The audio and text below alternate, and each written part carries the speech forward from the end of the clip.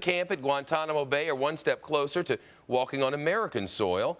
The House of Representatives today approved a Democratic plan to ship suspected terrorists to the United States, but only to be prosecuted for their suspected crimes. Many Republicans say they oppose the measure. They argue that holding the trials here in the U.S. would create security concerns and offer detainees certain legal protections. The vote is seen as a positive step toward President Obama's goal of closing down Gitmo by January. The bill now has to go through the U.S. Senate. While many lawmakers are against Guantanamo Bay detainees coming to their home turf, some officials in Michigan are more than willing to take the suspected terrorists. Those officials from a small town called Standish, north of Saginaw, the mayor there says he believes that taking the detainees will boost the town's economy. The maximum correctional facility there is a major source of revenue for the town, but it's scheduled to close next month. Town officials are scheduled to vote on the issue tonight.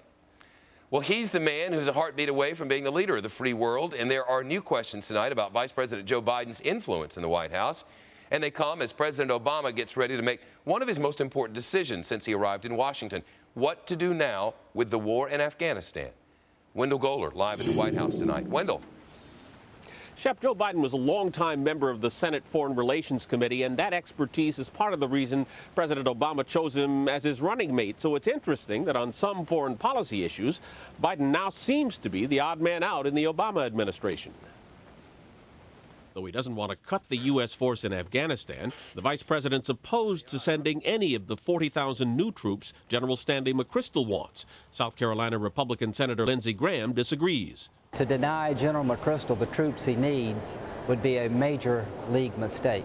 The liberal Huffington Post says Biden should resign if the president doesn't listen to him. Critics cite a number of times the president and vice president have been on different sides of an issue or the wrong side of history. As a senator, Biden voted against the Persian Gulf War in 1991 after Saddam Hussein invaded Kuwait.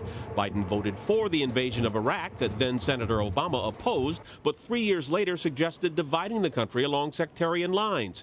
And both men opposed the 2007 surge credited with turning Iraq around.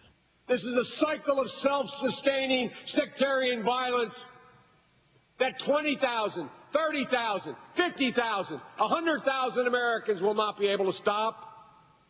Mr. President, this is ridiculous. Still, officials say privately Biden's doing what the president wants, asking tough questions that go at underlying assumptions, like if there are only 100 al-Qaeda in Afghanistan, as the Pentagon says, why are we spending 30 times more there than in Pakistan, where al-Qaeda's found safe haven? And the Taliban's launched a bloody bombing campaign that's claimed dozens of lives in the past week.